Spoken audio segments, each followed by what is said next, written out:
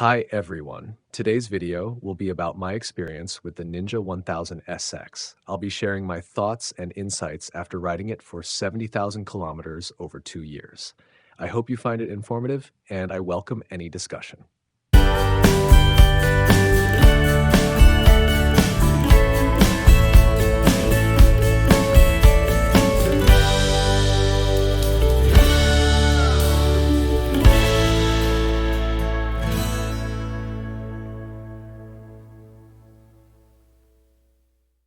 Nash 1 Equipment Description. Key add-ons and modifications. 1. Side cases. We purchased the OEM panniers when we bought the new bike. Since we plan to do a lot of long-distance riding, we decided to get the factory panniers. 2. USB charger. We bought a DMV USB charger and installed it in the factory cigarette lighter socket. 3. Tire pressure and temperature monitors with front and rear L-shaped valve stems. We purchased orange electronic tire pressure and temperature monitors and installed the L-shaped valve stems that came with the monitors. Personally, I find these L-shaped valve stems very convenient for inflating the tires. 4. Crash bars. Most people might first consider installing frame sliders. However, after considering the following reasons, we decided not to purchase frame sliders and instead went with DMV crash bars. I'm not a fan of frame sliders because, in the event of a slide, they can catch on objects and potentially damage the frame. Crash bars are less likely to cause such issues, so I opted to install new crash bars. 5. Rear rack. We chose to install the Givi 4130FC rear rack. This rack is compatible with the Kawasaki pannier set, allowing us to mount a total of 3 cases on the bike. The rack weighs 3.5 kilograms, and we also installed the Givi M8B base plate, which weighs 1 kilograms. 6. Rear seat rack. We installed the Hepco and Becker Sport Rack for the Kawasaki Ninja 1000 SX. This rear seat rack weighs 1.8 kilograms and has the Givi E251 base plate installed on top. Number 2. Riding experience. In the following sections, we will discuss the throttle response, braking, heat, riding position, seat height, and other aspects of the Ninja 1000 SX. Regarding handling, since the Ninja 1000 SX is a sport touring bike rather than a supersport, its handling characteristics are more stable.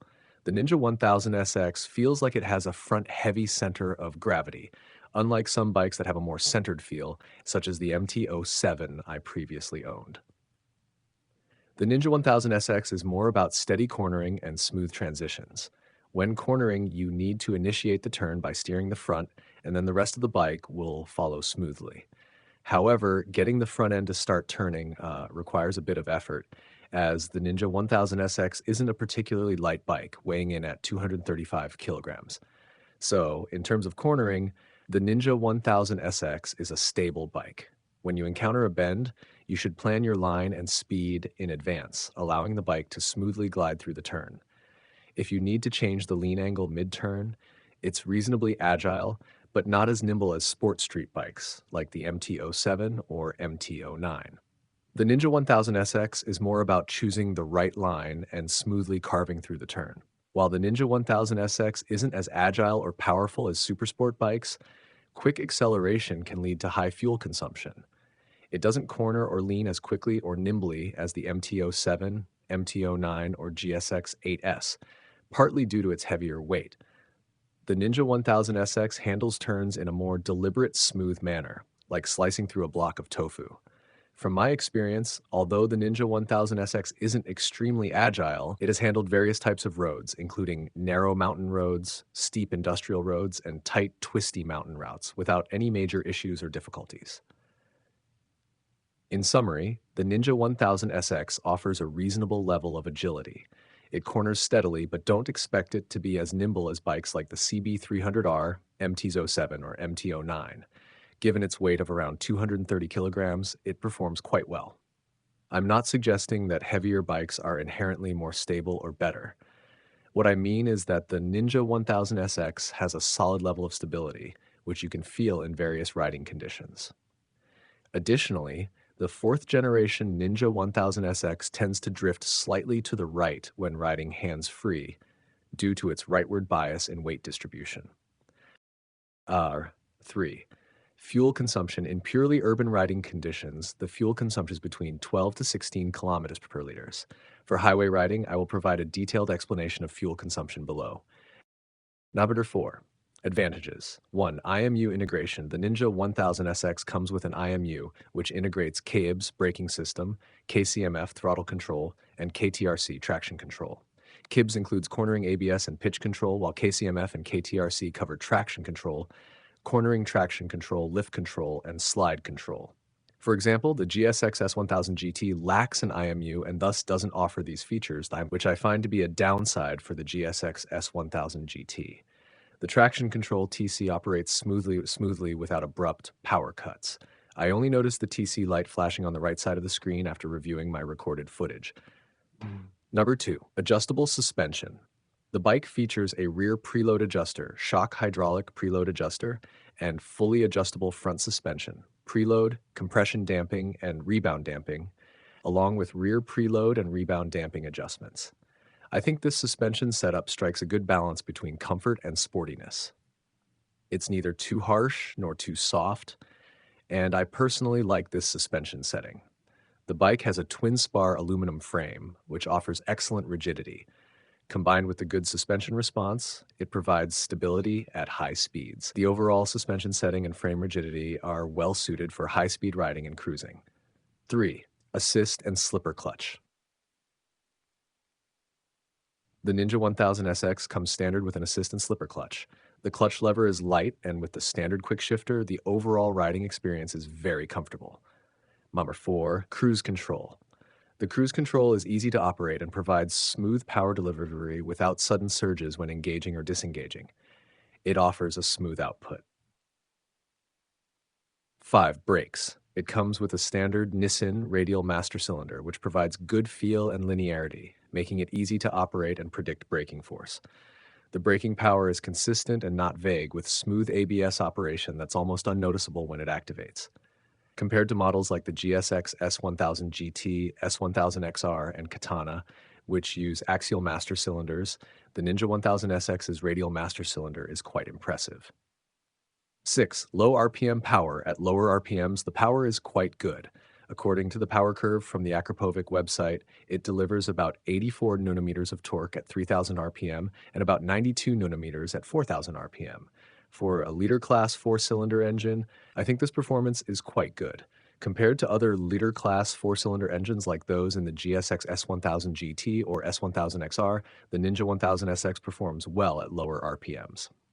7. Exhaust sound. I really like the exhaust sound of this bike, although that's a matter of personal preference and everyone has different tastes in exhaust tones. 8. Throttle response.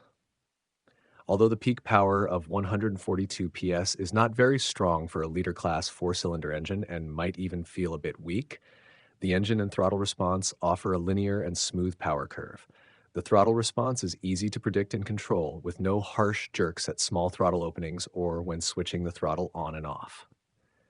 In corners, the predictable and linear throttle response makes it easy to control the throttle and adjust your line, with consistent power output matching the throttle input.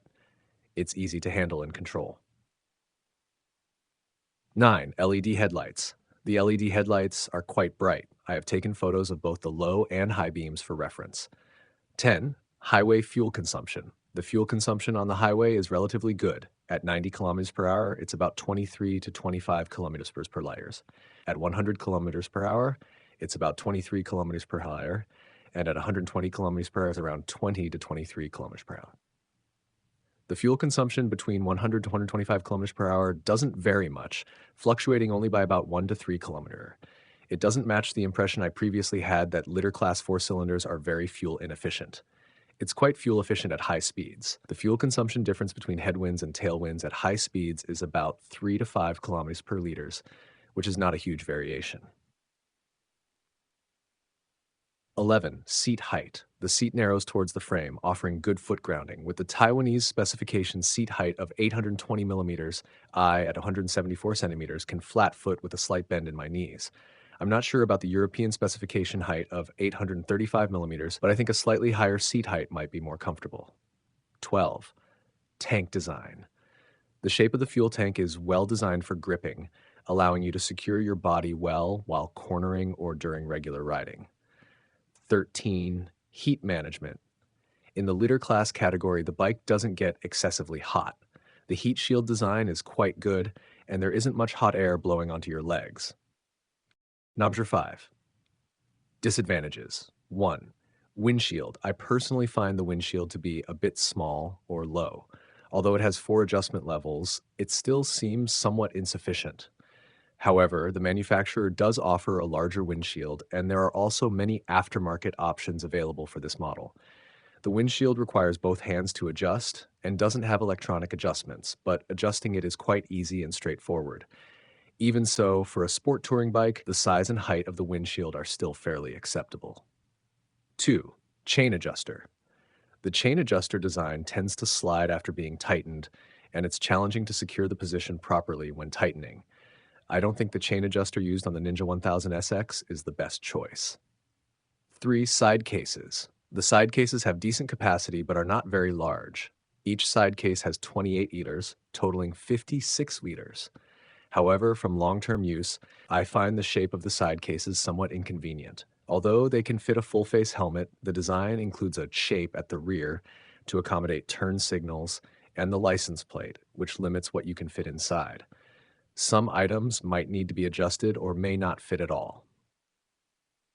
4. Lean angle display. The lean angle progress bar is quite interesting, but it would be even better if it could display real-time lean angles along with the progress bar. For example, the BMW S1000RR has a screen that shows both real-time lean angle progress and angle. 5. Lack of auxiliary or automatic headlights. The bike lacks steering assist headlights or automatic leveling headlights. For instance, the Versys 1000S model and above come with steering assist headlights. I think it would be better if the Ninja 1000 SX had this feature. However, looking at other adventure bikes in this category, it seems that very few have this feature, so it might be a bit too much to ask for. 6. Instrument cluster size. While the current instrument cluster provides sufficient information and clarity, I find the screen size to be a bit small. At 4.3 inches, it feels a bit small by today's standards. A 5-inch or 6-inch screen might be more in line with current trends and could be better. For example, the GSS 1000 GT features a 6.5-inch display, which I think is quite good. 7. Side cases and top case compatibility. With the standard setup, you cannot use the side cases and top case together. If you install the standard 28L side cases with the quick release side case rack, you cannot install the standard top case rack. To use the top case rack, you need to remove the quick release side case rack. However, Givi or Shad offer top case racks for the Ninja 1000 SX that can be used with the standard quick release side case rack. For a 3-case setup, you would need to buy additional racks from Givi or Shad. The Versys 1000, on the other hand, can use both the standard side and top case racks. I don't understand why the Ninja 1000 SX doesn't offer such an integrated rack system, as other sport touring bikes like the Honda VFR on 1200F or VFR 800F offer factory 3-case setups. 8. Fuel tank capacity. The fuel tank capacity could be larger. 9. Final gears. The final 3 gears could use a slightly lower ratio. 10. Heated grips. European and Japanese models come with heated grips, but the Taiwanese version requires an aftermarket edition. Weight. The bike is on the heavier side compared to similar adventure bikes. For example, the GSX S1000 GT and S1000 XR each weigh 226 kilograms, while the Ninja 1000 SX weighs 235 kilograms, making it relatively heavier. 12. Battery voltage issues. Sometimes the battery voltage can drop too low when the bike is left unused. This can result in starting issues, or if the bike starts but is ridden for too short a period, it may cause the trip A, trip B, average fuel consumption, average speed, maximum lean angle, engine runtime, and other information to reset to their initial values of 0. Not every parameter may be reset, but it could affect 2 or 3 of them. 13. Shifting feel. The shifting feel is somewhat vague. Although the resistance for shifting is minimal and easy to change gears, there isn't a clear positive feel when shifting, making it less satisfying. I personally don't prefer this sensation. Thank you for watching. This video is almost at the end. If you enjoyed it, please give it a like. If you're interested in motorcycle content, feel free to subscribe to our channel. If you have any thoughts, you're welcome to leave a comment below, and maybe we can discuss and exchange ideas. That's all for this video. Bye-bye.